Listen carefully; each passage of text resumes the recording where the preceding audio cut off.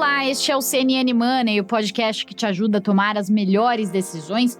Hoje é dia 6 de julho de 2022. Vamos juntos, eu, Priscila Yasbeck, na companhia de vocês, trazer as principais notícias, então, da economia aqui no Brasil e no mundo.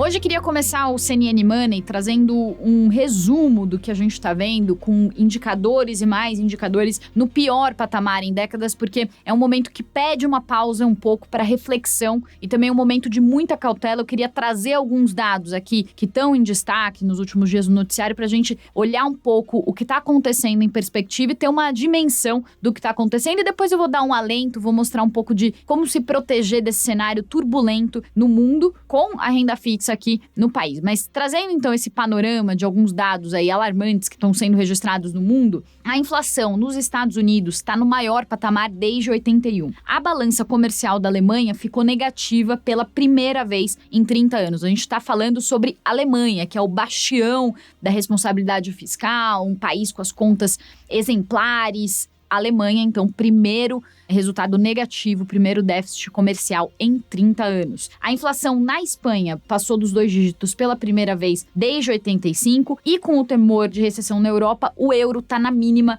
frente ao dólar em 20 anos. A gente vai falar um pouco mais daqui a pouquinho em destaque sobre a questão do euro e do dólar, mas a gente está falando de um euro que está valendo quase $1. A cotação por aqui também está muito próxima, daqui a pouco a gente vai falar sobre isso, mas o euro está se enfraquecendo muito frente ao dólar por causa do temor de recessão. Nos países menos avançados, agora também trazendo um panorama de alguns outros dados dos países menos avançados, esses números ficam ainda mais dramáticos. A inflação na Argentina, por exemplo, pode bater 60% nesse ano, que vai ser a pior taxa em 30 anos. Na Turquia, a inflação já passa dos 70%, tá batendo quase 78%, que é o maior patamar em 24 anos. E a Bloomberg também soltou já alguns relatórios, algumas matérias dizendo que o PIB da China pode crescer algo perto de 2% esse ano e, com isso, a China pode crescer menos que os Estados Unidos pela primeira vez desde 76. Lembrando, a China cresceu, em média, 10% ao ano por 2 décadas, entre 91 e 2010. Sim, o motor da economia global, um dos grandes motores, os dois grandes, né, Estados Unidos e China, estão desacelerando. Isso, claro, tem reflexos para o mundo inteiro. Falando especificamente do Brasil, nesse mundo que cresce menos, o boom das commodities também se arrefece, as commodities perdem força. O petróleo teve um tombaço de 9%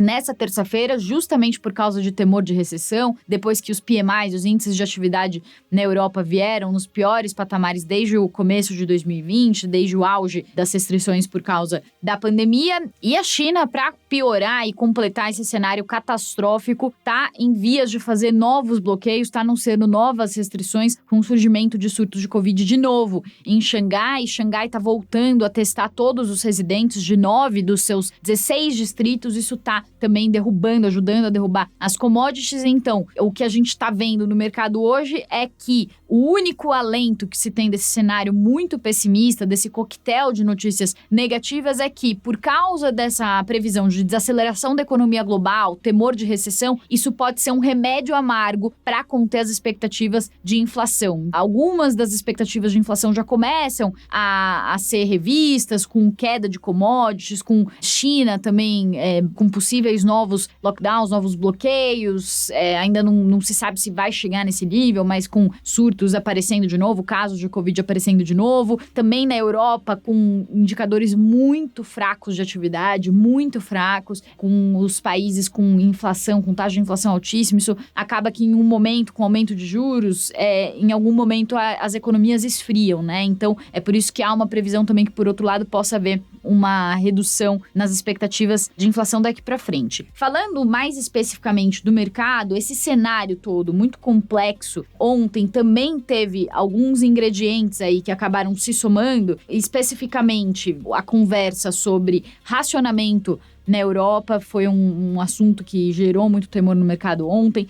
Racionamento de energia, racionamento de gás na Europa. Teve também a questão dos PMIs, como eu já disse, que afetaram muito os ânimos no continente. Além disso, tem a crise política que está afetando o Reino Unido com a renúncia de importantes ministros do governo de Boris Johnson. Então, um turbilhão de notícias negativas que estão afetando o mercado. E aí, hoje, o destaque principal vai ser o dado que vai sair. O dado não, né? A ata do Banco Central americano que vai sair às 3 da tarde. Por causa dessas expectativas aí de desaceleração da economia global, talvez afetando o preço de commodities, de matérias-primas e também as expectativas de inflação, as apostas de que o Fed, nessa ata, pode ser um pouco menos duro do que o esperado, pode sinalizar uma elevação, um ritmo de alta dos juros um pouco menor que o esperado. Essas apostas se reforçaram, mas vale falar que, ainda assim, a ata deve, mais uma vez, trazer a percepção de que a possibilidade de um pouso suave, ou seja, de um aumento de juros, fazendo a economia não sofrer tanto, ter um pouso suave, é uma possibilidade bem remota, dada a situação que está acontecendo, a inflação nos Estados Unidos acima de 8%, em 8,6%, no maior patamar desde 1981. Então, de qualquer forma, o tom da ata deve reforçar o cenário negativo que acontece nos Estados Unidos, ainda que o Fed possa trazer uma moderada aí no tom diante dessas perspectivas aí que a gente falou sobre inflação e juros no mundo, com a recessão por uma via ruim, né, mas pela recessão, as expectativas de inflação se contendo um pouco. Trazendo agora para o nosso cenário aqui no Brasil, queria destacar que, nesse contexto, os economistas estão começando a falar que aquele boom de commodities, que ajudou bastante o país no começo do ano, impulsionou a arrecadação, impulsionou alguns dados por aqui, inclusive a Bolsa, não deve se repetir pro segundo semestre, por causa dessas economias todas desacelerando no mundo todo, principalmente o nosso principal comprador, que é a China, nosso principal comprador de commodities do mundo. Então, com a China desacelerando, até com essa questão aí de que pode haver mais bloqueios por lá, mais desaceleração da atividade por lá, isso acaba trazendo uma expectativa mais pessimista em relação às commodities, né? A economia brasileira, ela gira muito em torno das commodities, então já há uma perspectiva de que aquele impulso que a nossa balança teve no primeiro semestre não se repita no segundo semestre. Além disso, como os juros têm que subir muito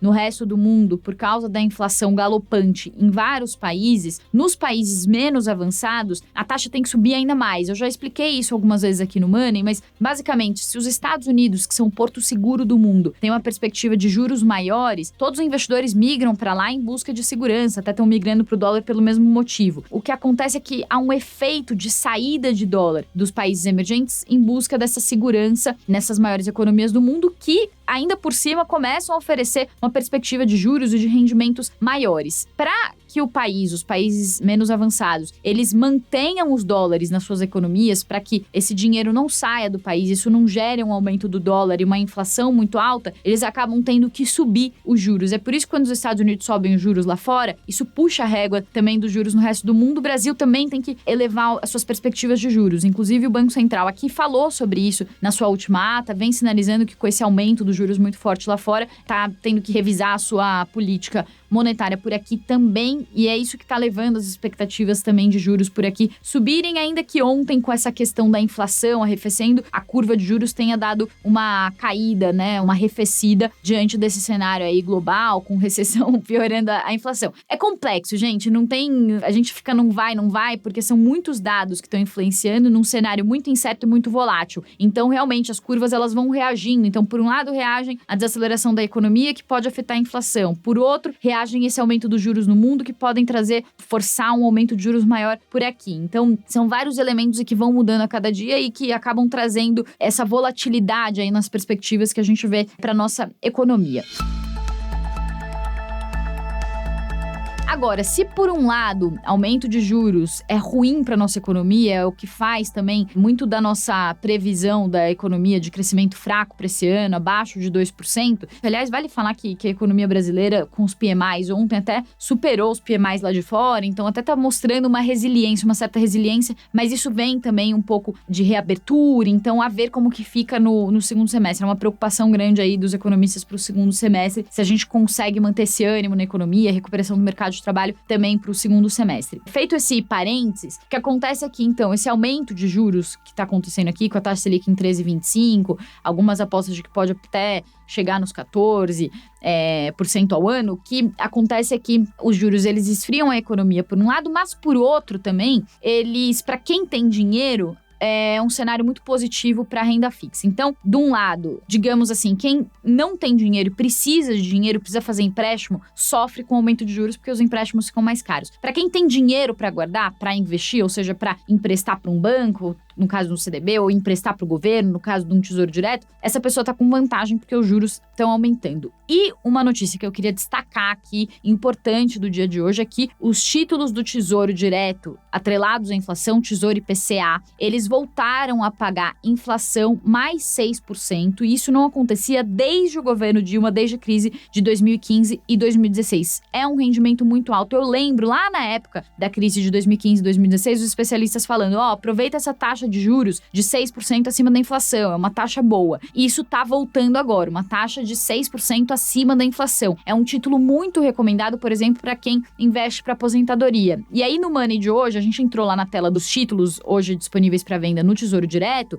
É muito fácil navegar pelo site do Tesouro, é só colocar ali no Google preços e taxas dos títulos, você já cai nessa página e eles têm um simulador muito interessante, o que ele mostra que hoje o Tesouro IPCA com vencimento em 2055, ou seja, o título do Tesouro que paga a variação da inflação mais 6%, ou seja, você ganha sempre 6% acima da inflação de hoje até 2055, se você investir nesse título, ele tá muito interessante. A gente fez uma simulação para mostrar na prática como que fica o investimento num título como esse. E aí o que o simulador mostrou é que se você fizer um aporte de R$10.000 hoje e fizer também investimentos todo mês de R$550 até 2055, você acumula o vencimento desse título, né, ou lá na frente, o vencimento desses títulos, eles vão te garantir um retorno, ou você vai ter um saldo acumulado de mais de R$1 milhão, R$1.081.000. Então, repito, investindo 10 mil e botando mais 550 por mês até 2055, que é o prazo de vencimento desse título, com essa previsão, com uma previsão aí do IPCA que o Tesouro calcula de agora até 2055, e com essa taxa de 6% acima da inflação, o investidor consegue chegar em mais de 1 milhão investindo 10 mil mais 550 por mês. É muito legal brincar com essas simulações lá do Tesouro Direto, é fácil de fazer essas simulações e é um momento bom para isso. É um momento em que os juros estão altos, como eu estava falando, o cenário muito turbulento no mundo, ele pede proteção, o nome do jogo é defesa, como disse aquele estrategista que eu citei, que falou para Reuters. Então, se o nome do jogo é defesa, é proteção, é renda fixa, e o Brasil, infelizmente para nossa economia, mas voltou a ser o paraíso da renda fixa, é para renda fixa que os investidores devem olhar nesse momento, inclusive para aproveitar essas altas taxas. Queria passar também rapidamente pela questão do euro e do dólar. Então, como eu falei aqui na abertura, o euro tá na mínima frente ao dólar em 20 anos por causa do temor de recessão. As perspectivas para a economia europeia estão muito pessimistas. Inclusive, tem algumas notícias aí que estão falando que é a Europa, principalmente, que está puxando o temor de recessão no mundo, mas também ontem eu falei aqui do Nomura, aquele banco asiático, falando sobre uma recessão sincronizada junto com os Estados Unidos, países da Europa e outros países nos próximos 12 meses, mas fato é que o euro, então, se enfraqueceu muito frente ao dólar. E o que tá acontecendo aqui pra gente, até pra quem tá pensando em comprar euro pra viajar, hoje o euro tá valendo R$ 5,52 e o dólar R$ 5,38. A cotação do euro tá pertinho da cotação do dólar aqui no nosso mercado. Isso eu tô falando das cotações comerciais, lembrando que o dólar e o euroturismo ficam um pouquinho mais caro, mas vale falar que o diferencial entre o dólar e o euro tá muito perto. Um euro tá valendo 1,02 dólar, então é uma notícia que tá chamando muita atenção. E a gente conversou com o Peter Carvalho, que é economista da Valor Investimentos, para falar um pouco sobre o que tá afetando essas cotações e se é hora de comprar o euro. Com esse cenário de recessão, o investidor corre, para o Porto Seguro. E hoje a região de maior segurança fica no dólar. Então, o investidor prefere hoje comprar dólar. O euro acaba sofrendo principalmente com a proximidade, do conflito entre a Rússia e a Ucrânia. E como tudo isso afeta a região. Com a inflação mais cara, juros começam a subir, começa a ter a famosa fragmentação, que é o diferencial de juros entre os diferentes países da região do euro. Energia mais cara, você tem a Rússia cortando a entrega de gás, né, principalmente para a Alemanha. Tudo isso deixa a região da zona do euro cada vez mais tensa, com inflação mais alta e um risco aí de chegar primeiro na recessão antes do que os Estados Unidos. Então, os Estados Unidos também subindo os juros, muita gente corre para a economia americana, que sempre foi considerado o porto seguro dos investidores. Muito bem, então euro e dólar aí muito perto, o pessoal brincando, até a gente quando falou sobre essa cotação aí muito próxima hoje, o pessoal no camarim tava fazendo brincadeira, tava falando, pô, então vamos mudar a viagem e vamos pra Europa, assim, de fato, pra quem pode, né, hoje a gente sabe que a situação do país tá bem complexa, mas pra quem pode viajar, de fato vale a pena considerar, então, mudar os planos, porque o euro então tá pertinho do dólar. Vamos ver como que se mantém essa trajetória daqui pra frente, é muito complicado prever comportamento de câmbio, porque são N variáveis do mundo todo que afetam uma moeda, que afetam outra, ainda mais quando a gente fala de duas moedas, tanto do euro quanto do dólar, mas para quem já tem uma viagem aí prevista, é uma boa oportunidade, então, conforme os economistas especialistas estão falando. Só para finalizar aqui o nosso Money de hoje, queria também passar por um último assunto, que é a questão dos dados que saíram da indústria ontem, né? A indústria teve o seu quarto mês seguido de alta, subiu 0,3%, um pouco abaixo das expectativas do mercado, de uma alta de 0,7%. Mas eu queria destacar, já que saiu ontem o dado, mas trazendo um recorte para a gente aprofundar um pouco a leitura sobre esses dados, a questão dos veículos, né? Então, o segmento de veículos, porque ontem também saíram os dados da Fenabrave.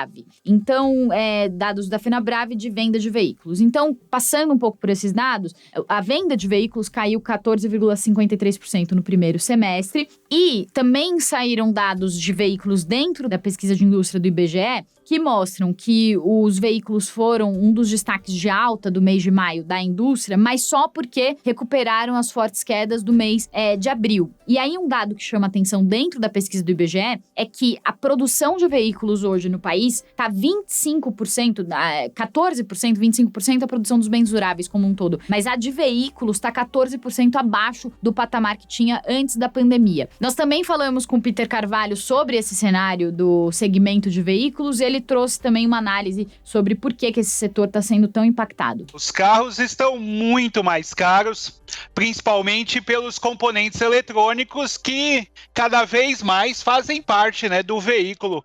E é justamente esses componentes eletrônicos que estão em falta, principalmente, né, com a China, com sucessivos fechamentos da economia, tem provocado, né, o atraso da entrega de peças e os famosos semicondutores, né? Além do mais, todo esse fechamento nos portos chineses tem atrasado muito os navios e as entregas via frete marítimos, né, pelo mundo todo.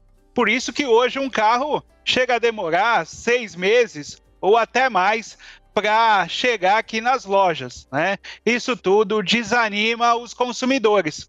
Isso quem tem dinheiro, né? Porque hoje as parcelas já não cabem, né, no bolso do consumidor.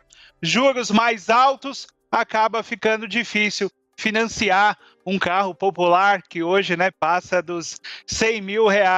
Além do mais, a inflação come, né, todo esse poder de compra do consumidor. Então, um ponto crucial dessa história, a gente ouviu o Peter falando sobre crise dos semicondutores, crise dos chips. Vale falar que a história do setor de veículos ela é muito representativa do que está acontecendo com a economia, porque são crises que se somam. Então, a pandemia que afetou a produção de chips e semicondutores, daí veio guerra na Ucrânia, se sobrepôs a essa crise, se somaram essas crises, e vale falar que Rússia e Ucrânia são importantes produtores de itens que são usados para a fabricação de chips, então isso acabou afetando duplamente, né, a pandemia e também a guerra na Ucrânia, a produção de veículos encarece a matéria-prima, encarece o valor do carro. E aí, os dados, eu peguei uns dados de uma consultoria da J Dynamics que mostram qual que é o valor médio do veículo hoje no mercado. O preço médio dos veículos no Brasil hoje está em cerca de R$130 mil. Em 2017, eram R$70 mil. O carro popular mais barato hoje no mercado parte de R$65 mil. Não precisava falar mais nada, né? Um preço alto como esse é o que explica essa queda nas vendas. Então, as pessoas não têm, né? Quais são os brasileiros que têm capacidade de pagar um veículo, considerando que o popular, o mais barato do mercado, hoje está R$65 mil, né? Então, a inflação na veia é um resumo do que está acontecendo com a economia, é gargalo de matéria-prima, é inflação na veia, é perda de produtividade da economia. Então, o segmento de veículos, ele é muito representativo desse cenário todo. E é isso, galera. O CNN Money de hoje fica por aqui. Desejo a todos uma ótima quarta-feira, um ótimo meio de semana para vocês e nos vemos amanhã.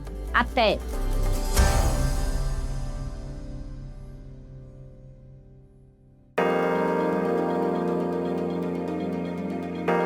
Com apresentação, pauta e coordenação editorial de Priscila Yasbeck, este podcast é produzido pela CNN Brasil com edição da Maremoto.